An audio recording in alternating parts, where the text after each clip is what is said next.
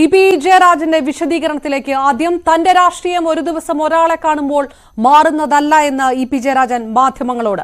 മുഖ്യമന്ത്രിയുടെ പേര് അനാവശ്യമായി വലിച്ചൊഴിച്ചു. അതുകൊണ്ടാണ് മാധ്യമങ്ങളോട് പ്രതികരിച്ചത്. വൈദേഹത്തിലെ പരിശോധനയ്ക്ക് പിന്നാലെയാണ് പ്രകാശ് ജാവ്ദേക്കറെ കണ്ടെത്തുന്ന ആരോപണം അടിസ്ഥാനരഹിതമാണെന്നും ഇ.പി. പറഞ്ഞു. തനിക്കെതിരെ നടപടി ഉണ്ടാകുമെന്നത് മാധ്യമങ്ങൾ ഉണ്ടാക്കിയെടുത്ത വാർത്തയാണ്. ആ വാർത്തയ്ക്ക് അധികം ആയുസില്ല. മുഖ്യമന്ത്രിയുടെ വാക്കുകൾ രണ്ടും കൈനീട്ടി സ്വീകരിക്കുന്നത് മുഖ്യമന്ത്രിയുടേത് മഹത്തായ സന്ദേശമാണെന്നും ഇ.പി. ജയരാജൻ പറഞ്ഞു. വിമർശനം ഒരു വലിയ സന്ദേശമാണ്. അത് എല്ലാവർക്കുമുള്ളതാണ്, ഞങ്ങൾക്കുള്ളതാണ്, അതുപോലെ തന്നെ പൊതുപ്രവർത്തകർക്കുള്ളതാണ്, മാധ്യമങ്ങൾക്കുമുള്ളതാണ്. എല്ലാവരും പാലിക്കേണ്ട ജാഗ്രതയെക്കുറിച്ചാണ്. അത് ഉൾക്കൊള്ളുക എന്നുള്ളതാണ് ഓരോരുത്തരും ചെയ്യേണ്ട കാര്യം. ഇവിടെ യഥാർത്ഥത്തിലൊരു വേട്ടയാടലാണ്. ഞാനത് മാധ്യമങ്ങളോട് പലപ്പോഴായി പറഞ്ഞിട്ടുള്ളതാണ്. ഇവിടെ നടന്നിട്ടുള്ള കാര്യങ്ങൾ എടുത്ത് നോക്കിയാൽ ഒരു മാർച്ച് 23 ഇപ്പം നിങ്ങളെല്ലാം ഈ വീട്ടിൽ വന്നിട്ടുണ്ട്. പല രാഷ്ട്രീയക്കാരും ഇവിടെ വരാറുണ്ട്. ഇടതുപക്ഷ രാഷ്ട്രീയക്കാരും വലതുപക്ഷ രാഷ്ട്രീയക്കാരും എല്ലാ വിഭാഗത്തിൽപ്പെടുന്നവരും ഇവിടെ വരാറുണ്ട്. ആ വരുന്നവരൊക്കെ ഇവിടെ വന്നാൽ അവരോട് നിങ്ങളോട് സംസാരിക്കാൻ ഇഷ്ടമില്ല, ഇറങ്ങിപ്പോ എന്നൊന്നും ഞാൻ പറയാറില്ല. വന്നാൽ എല്ലാവരും വന്നാലും ഇവിടെ ഒരു ചായ കൊടുക്കാൻ പറ്റിയൊരു ചായ കൊടുക്കും. നിങ്ങൾക്കും യഥാർത്ഥം എനിക്ക് ചായ തരാൻ പറ്റാത്തതാണ് എൻ്റെ വിഷമം എന്ന് പറയുന്നത്. അത് ഇപ്പോഴല്ല, ഞാൻ നേരത്തെ ശീലിച്ചിട്ടുള്ളൊരു ശീലമാണത്. ഞാൻ അപ്രതീക്ഷിതമായിട്ടാണ് 23 മാർച്ച് മാസം 5-ാം തീയതി ഞാനവിടെ തിരുവനന്തപുരത്ത് മകൻ്റെ ത്രികയുടെ പിറന്നാളാണ്, അന്നിട്ട് അവിടെ എത്തിയതാണ്. അപ്പോഴാണ് ഞാൻ നേരത്തെ പറഞ്ഞതുപോലെ തന്നെ അപ്രതീക്ഷിതമായിട്ട് ദല്ലാൽ നന്ദകുമാറും ജാവേദ്കറും അവിടെ വന്നിട്ടുണ്ട്. ഞാൻ തന്നെ എനിക്ക് യഥാർത്ഥത്തിൽ ആദ്യം അത്ഭുതമായിരുന്നു. എന്താ ഇത്, ഇദ്ദേഹം തന്നെ അല്ലേന്ന് തന്നെ ഞാൻ സംശയിച്ചു പോയി. അപ്പോൾ ഞാനതിൽ അദ്ദേഹത്തോട് ചോദിച്ചു, എന്താ നിങ്ങൾ? അപ്പോൾ അദ്ദേഹം പറഞ്ഞു, ഇല്ല ഞങ്ങൾ ഇതുവഴി പോകുന്നതാണ്. വളരെ അടുത്താണ്, നാഷണൽ ഹൈവേയുടെ അടുത്ത് തന്നെയാണ് ഈ ഫ്ലാറ്റ്. ആരോ പറയുന്നത് കേട്ടു, അങ്ങനെ നാഷണൽ ഹൈവേയുടെ അടുത്തുള്ളൊരു ഫ്ലാറ്റാണ്. അപ്പോൾ അവർ പറഞ്ഞു, ഞങ്ങൾ ഇതിലേ പോകുന്ന അവസരത്തിൽ പിന്നെ നിങ്ങളിവിടെ ഉണ്ട്. അപ്പോൾ ഞാനിവിടെ, അദ്ദേഹം എന്നോട് പറഞ്ഞതാണ്, ഞാനിവിടെ BJPയുടെ എന്തോ ഒരു പ്രധാനപ്പെട്ട ചുമതലക്കാരനായി പ്രവർത്തിക്കുന്നുണ്ട് കുറച്ചു കാലമായി. ഇതുവരെ നിങ്ങളുമായിട്ടൊന്നും പരിചയപ്പെട്ടില്ല. എല്ലാ രാഷ്ട്രീയക്കാരുമായിട്ടും ഞാൻ പരിചയപ്പെടാൻ ശ്രമിച്ചിട്ടുണ്ട്, നിങ്ങളുമായിട്ട് പരിചയപ്പെടാൻ കഴിഞ്ഞില്ല. ഞാൻ പറഞ്ഞാൽ വളരെ സന്തോഷം നിങ്ങൾ വന്നതിൽ. ഞാൻ പറഞ്ഞു, എനിക്കൊരു പാർട്ടി മീറ്റിങ്ങിൽ ഞാൻ ഇറങ്ങുകയാണ്, വളരെ സന്തോഷം എന്ന് പറഞ്ഞു. ആകെ എല്ലാം കൂടി നോക്കിയാൽ ഒരു വർത്തമാനം തന്നെ ഒരു 3-4 മിനിറ്റേ ഉള്ളൂ. അത് കഴിഞ്ഞ് ഞാൻ പറഞ്ഞു, ഞാനത് ഇറങ്ങുകയാണ്. അപ്പോൾ ഞാൻ അദ്ദേഹത്തോട് പറഞ്ഞു, നിങ്ങൾക്ക് തിരക്കില്ലെങ്കിൽ മകനും മാത്രമല്ല അവരുടെ ബന്ധുക്കൾ, ഈ മകൻ്റെ ഭാര്യയുടെയും മറ്റു ബന്ധുക്കളൊക്കെ ഉണ്ട് ഇവിടെ ഇരുന്ന് ഒരു ചായ കഴിച്ചിട്ട് വേണമെങ്കിൽ പോകാം. അല്ല വേണ്ട, ഞങ്ങൾ അങ്ങനെ ഒന്നിച്ചങ്ങിറങ്ങി. ഇറങ്ങിയപ്പോൾ 2 ഇതുണ്ട് ലിഫ്റ്റ്. ഒരു ലിഫ്റ്റിൽ അദ്ദേഹവും നന്ദകുമാറും കയറി, മറ്റേ ലിഫ്റ്റിൽ ഞാനും പോയി. ഞാൻ എൻ്റെ വഴിക്ക് പോയി. ഇതാണ് ആകെ ഉണ്ടായിട്ടുള്ളൊരു സംഭവം. ആ സംഭവത്തെ എങ്ങനെയാണ് ഇവിടെ എടുത്തു കൊടുത്തത്? ഞാനെന്തോ CPM വിട്ട് ഞാൻ BJP ആകാൻ പോകുന്നു. എങ്ങനെയാണ് ഇങ്ങനൊരു വാർത്ത കൊടുക്കാൻ ഈ മാധ്യമങ്ങൾക്ക് ധൈര്യം കിട്ടിയത്? ഒരു മാധ്യമം എന്ന് പറയുന്നതിൻ്റെ ഏതെങ്കിലും ഒരു പ്രാഥമികമായ ധർമ്മം നിർവഹിച്ചു? എന്തെങ്കിലും ഒരു അന്വേഷണം, ഒരു പരിശോധന നടത്തി? അന്ന് തന്നെ അന്ന് ഈ വന്നുപോയി. ഇത് ഇപ്പോഴും ഇലക്ഷൻ്റെ തലേ ദിവസം ഈ വാർത്ത പ്രസിദ്ധീകരിച്ചത് ആസൂത്രിതമായിട്ടായിരുന്നു. ഞാൻ മനസ്സിലാക്കിയത് ശരിയാണെങ്കിൽ 2-3 സംഭവങ്ങൾ തയ്യാറാക്കി അവതരിപ്പിക്കാൻ പുറപ്പെട്ടു. അതെല്ലാം പാളിപ്പോയി. അത് ഇടതുപക്ഷ വിരുദ്ധർ, കമ്മ്യൂണിസ്റ്റ് പാർട്ടി മാർക്സിസ്റ്റ് വിരുദ്ധരായിട്ടുള്ള ചില മാധ്യമങ്ങളുടെ പ്രധാനികളും അതുപോലെ തന്നെ രാഷ്ട്രീയക്കാരായിട്ടില്ല സുധാകരനും അതുപോലെ തന്നെ ശോഭന ജോർജും ഒക്കെ ശോഭ സുരേന്ദ്രൻ അറിഞ്ഞുകൊണ്ട് നടത്തിയിട്ടുള്ള ഒരു പരിപാടിയുടെ ഭാഗമായിട്ടാണ്. ആസൂത്രിതമാണ് ഈ പരിപാടി. അതല്ലെങ്കിൽ ഇത്തരത്തിൽ എനിക്ക് നേരെ ഒരു ആക്ഷേപം ഉന്നയിക്കൂ. എങ്ങനെയാണ് എന്നെപ്പോലെയുള്ള ഒരാളെ ഈ മാധ്യമങ്ങൾ ഇങ്ങനെ ആക്ഷേപിക്കുക? നിങ്ങൾ എന്താ ചെയ്തതെന്ന് ഈ മാധ്യമങ്ങൾ ആലോചിക്കുന്നുണ്ടോ? പിന്നെ എന്താ തൃശ്ശൂരിൽ വെച്ച് കണ്ടു, നിങ്ങൾ കണ്ടു എന്ന് പറഞ്ഞാൽ എന്തെങ്കിലും പരിശോധിച്ചോ? തൃശ്ശൂരിലാണെങ്കിൽ അവിടെ രാമനിലയല്ലേ, CCTV ഇല്ലേ? അവിടെ ജീവനക്കാരില്ലേ, റെക്കോർഡില്ലേ, പുസ്തകമില്ല, എല്ലാം നിങ്ങൾ നോക്കിയോ? ഞാനവിടെ കുറേ കാലമായിട്ട് ഞാൻ പോകാറില്ല. പോയിട്ട് അവിടെ ഞാൻ പോയ ദിവസം ഏതാന്ന് നോക്കി, ആ ദിവസം കണ്ടുപിടിച്ച് ഒരു ആക്ഷേപം ഉന്നയിക്കുമ്പോൾ സ്വാഭാവികമായും അന്വേഷണാത്മകമായ ഒരു പരിശോധന നടത്തണ്ടേ? ഞാൻ ഏത് പിന്നെ ശോഭാ സുരേന്ദ്രനെ കാണാൻ എനിക്ക് അവരുമായിട്ട് ഒരു പരിചയമില്ല. ഞാൻ അവരെ കണ്ടിട്ടേ ഇല്ലായിരുന്നു. അവരെ ഞാൻ നേരിട്ട് അടുത്ത് കാണുന്നത്, ഇത്ര ദൂരത്ത് കാണുന്നത് തന്നെ ഉമ്മൻചാണ്ടി മരിച്ചപ്പോൾ അദ്ദേഹത്തിൻ്റെ ബോഡി കോട്ടയത്ത് കൊണ്ടുവന്നപ്പോൾ അവിടെ മൈതാനത്ത് അവിടെ സ്റ്റേജിൽ നേതാക്കന്മാർക്കൊക്കെ ഇരിക്കാൻ വേണ്ടി കുറേ കസേരയുണ്ട്, വലിയ ജനക്കൂട്ടായിരുന്നു. അവിടെ ഞാനും മറ്റു പാർട്ടിക്കാരൊക്കെ ഉണ്ട്. അപ്പോൾ ആ സ്റ്റേജിൻ്റെ അങ്ങേ വശത്ത് ഈ സ്ത്രീ വന്നിരിക്കുന്നുണ്ട്. ഞാൻ അവിടെ നിന്നാണ് അവരെ ഒരു അടുത്ത് കണ്ടു എന്ന് പറയുന്നതിൻ്റെ അതാണ്. ഇങ്ങനെ ഒരു സ്ത്രീ തെറ്റായ കാര്യങ്ങൾ പറയുമ്പോൾ അത് ഉടനടി വിശ്വാസികളെടുത്ത് തെറ്റായിട്ടുള്ള വാർത്ത പ്രസിദ്ധീകരിക്കലാണ്.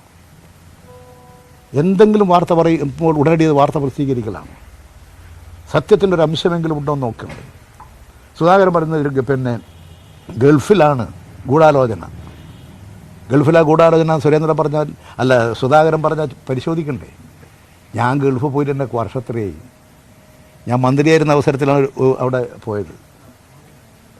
എന്തെങ്കിലും വിളിച്ചു പറയുക. പിന്നെ ഡൽഹി, ഞാൻ 2-2.5 വർഷത്തിലധികമായി ഡൽഹിയിൽ തന്നെ പോകാറ്.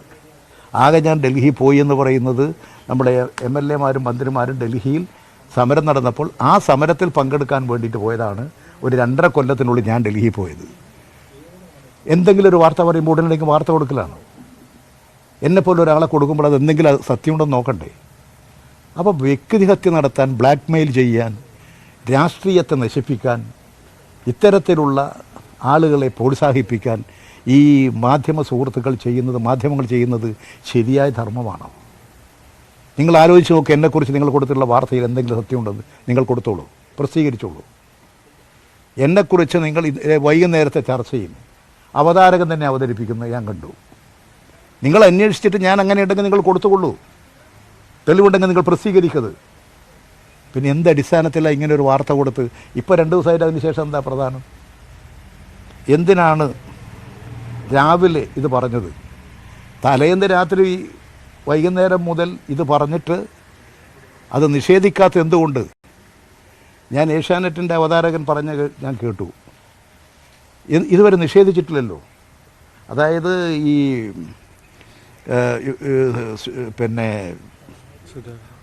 മറ്റേ ശോഭാ സുരേന്ദ്രനല്ല, നമ്മളെ ദല്ലാൾ പറഞ്ഞിട്ടുള്ള കാര്യത്തെ ഒന്നും നിഷേധിച്ചിട്ടില്ലല്ലോ. അത് ശരിയാണെന്നല്ലേ എൻ്റെ അർത്ഥം. എന്ന് അതിൻ്റെ തലേന്ന് ഉച്ച മുതൽ പ്രചരണം നടത്തിക്കൊണ്ടിരിക്കുകയാണ്. ഞാൻ സുധാകരനെതിരായിട്ട് തലേന്ന് ഉച്ചയ്ക്ക് ശേഷമാണെന്നാണ് എൻ്റെ ഓർമ്മ. സുധാകരൻ BJP-യിലേക്ക് പോകാൻ തയ്യാറെടുത്ത് കഴിഞ്ഞിട്ടുള്ള ആളാണ്. അദ്ദേഹം തമിഴ്നാട്ടിലെ രാജയുമായി, അദ്ദേഹം BJP നേതാവാണ്, അവിടത്തേക്ക് വിളിച്ചു, അവിടെ കൊണ്ടുപോയി, അങ്ങനെ അങ്ങോട്ട് പോകാൻ വേണ്ടി പോകുന്നു. എല്ലാം നടന്നു. ഇവിടുത്തെ തന്നെ BJP നേതാക്കൾ സുധാകരനുമായി സംസാരിച്ചു. അത് സുധാകരൻ അംഗീകരിച്ചതാണ്.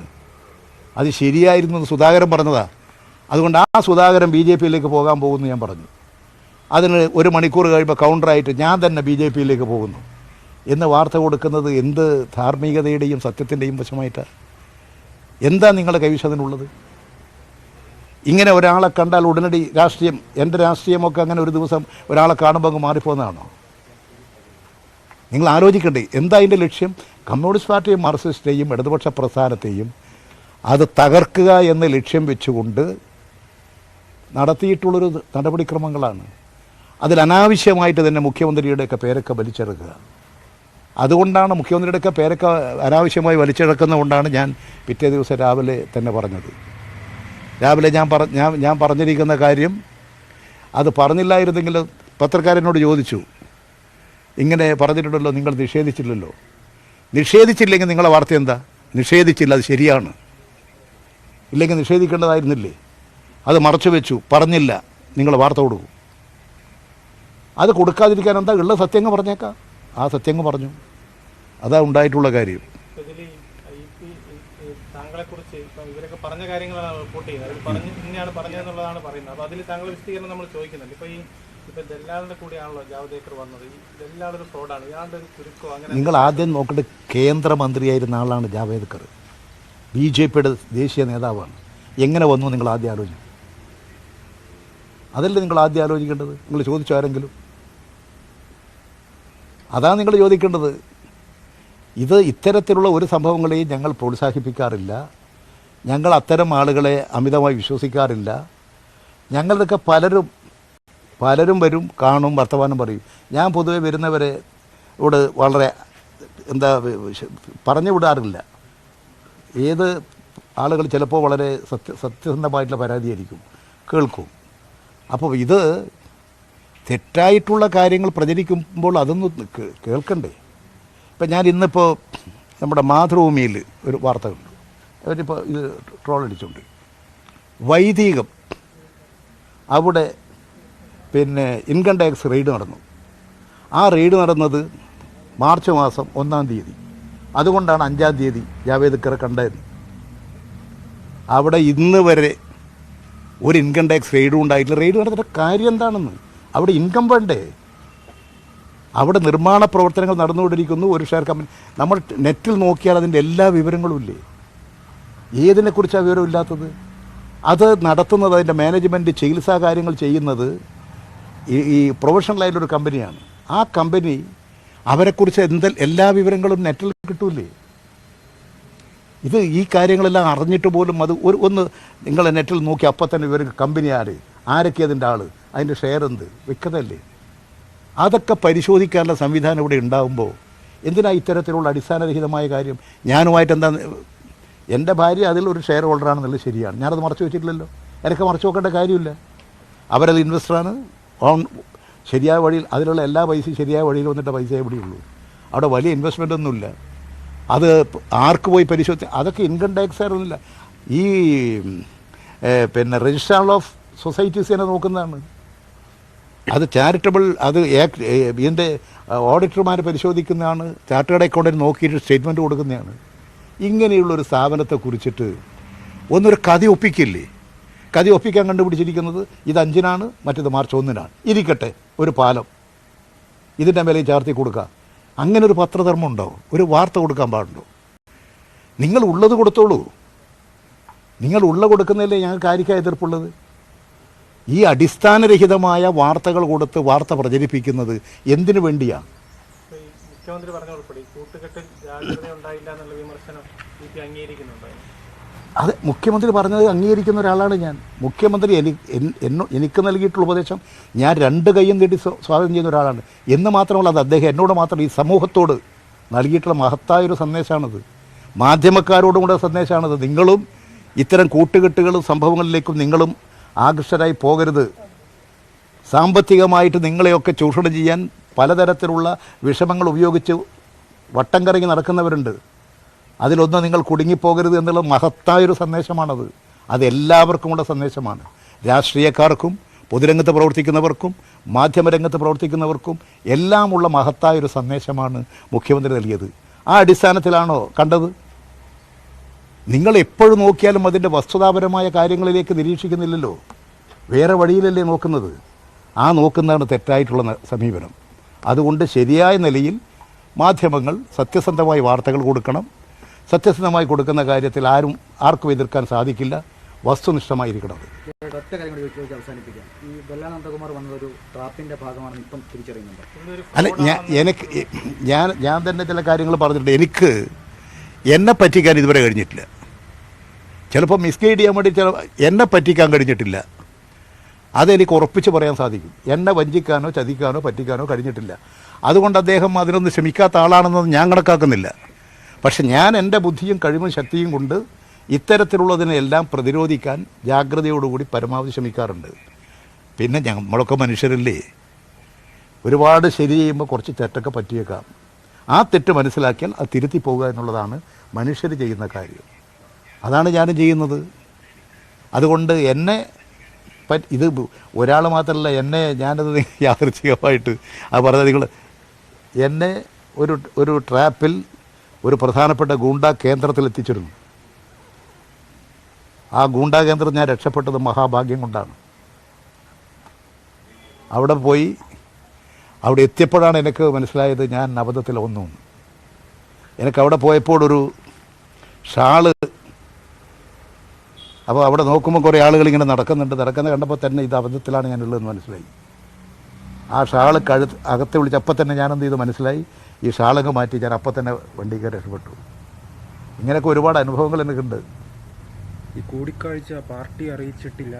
കൂടിക്കാഴ്ച ഞാൻ എന്നെ കാണുന്ന ആളെല്ലാം എൻ്റെ അടുക്ക വന്ന് നിങ്ങൾ കാണുകയാണ്.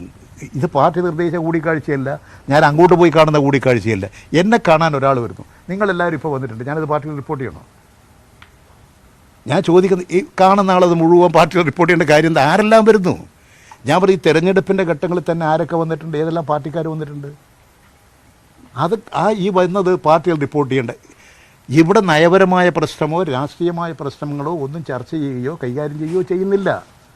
ഒരാൾ എൻ്റെ അടുത്ത് വന്ന് പരിചയപ്പെടാൻ വന്നതാണ്, ഞങ്ങൾ ഇതിലൂടെ പോകുമ്പോൾ വന്നതാണ് എന്ന് അദ്ദേഹത്തെ പോലെ ഒരാൾ പറഞ്ഞ് ഞാൻ വിശ്വസിക്കണോ? അദ്ദേഹം എന്തോ ലക്ഷ്യം വെച്ച് ഗുണ്ടായുസത്തിന് വന്നതാണ് ഞാൻ വിചാരിക്കണോ? ഒരിക്കലും ഞാനതൊന്നും വിചാരിക്കില്ല. അപ്പോൾ ഒരു മാന്യമായിട്ടുള്ള ഒരാൾ വന്നാൽ ആ മാന്യമായ നിലയിൽ തന്നെ പെരുമാറുക എന്നുള്ളതല്ലാതെ, അദ്ദേഹം ഇന്ത്യയിലെ ഒരു കേന്ദ്രമന്ത്രിയായിരുന്നു. അതുകൊണ്ട് തന്നെ ഞാൻ അദ്ദേഹത്തോട് വളരെ ചിരിച്ച് വർത്തമാനം പറഞ്ഞു. ഏത് പാർട്ടി വിശദീകരണം? അതിൽ നിങ്ങളുണ്ടാക്കിയതല്ലേ? ഞാൻ പറഞ്ഞു, ഇന്ന് നിങ്ങളുണ്ടാക്കിയതല്ലേ? എന്താ എന്നെ പുറത്താക്കാൻ പോകുന്നു, നടപടിയെടുക്കാൻ പോകുന്നു? നിങ്ങളുണ്ടാക്കിയ പത്രക്കാരുണ്ടാക്കിയതല്ലേ? നിങ്ങൾ ആശ്വസിച്ചോളൂ. ആ വാർത്ത പ്രസിദ്ധീകരിച്ചതിൻ്റെ പേരിൽ നിങ്ങൾക്ക് ആശ്വാസം കിട്ടുമെങ്കിൽ നിങ്ങളുടെ ആശ്വാസത്തിന് ഞാൻ തടസ്സം നിൽക്കുന്നില്ല. പക്ഷെ അതിന് ആയുസ് കുറവായിരിക്കും. അത് തന്നെ ദുരുദ്ദേശപരമായൊരു ചോദ്യമാണ്. അങ്ങനെ ചോദ്യത്തിന് തന്നെ ഇവിടെ പ്രസക്തിയില്ല. ജാവ്ദേക്കർ കൂടിക്കാഴ്ചയിൽ തന്റെ ഭാഗം ന്യായീകരിച്ചുകൊണ്ട് ഇ.പി. ജയരാജൻ മാധ്യമങ്ങളെ കാണുകയായിരുന്നു. ഒരു ദിവസം ഒരാളെ കാണുമ്പോൾ മാറുന്നതല്ല തന്റെ രാഷ്ട്രീയമെന്ന് ഇ.പി. ജയരാജൻ ആവർത്തിക്കുന്നു. ഇത് BJP നടത്തിയ വലിയൊരു ഗൂഢാലോചനയുടെ ഭാഗമായിട്ടുള്ളതാണ്. തനിക്കെതിരെ നടപടി ഉണ്ടാകും, പാർട്ടി നടപടിയെടുക്കും എന്നുള്ള ആരോപണം വെറും മാധ്യമ സൃഷ്ടി മാത്രമാണ് എന്നും ഇ.പി. ജയരാജൻ അദ്ദേഹം ഏതെങ്കിലും തരത്തിലുള്ള ഒരു രാഷ്ട്രീയ ചർച്ചയായിരുന്നില്ല ആ കൂടിക്കാഴ്ചയിൽ ഉണ്ടായത് എന്ന് പറയുന്നതിനൊപ്പം മുഖ്യമന്ത്രിയുടെ പേര് അനാവശ്യമായി വലിച്ചിഴക്കുകയുണ്ടായി ഈ വിഷയത്തിൽ. അതുകൊണ്ട് കൂടിയാണ് ഇപ്പോൾ മാധ്യമങ്ങളെ കാണുന്നതെന്നും മാധ്യമങ്ങളോട് വിശദീകരിക്കുകയായിരുന്നു.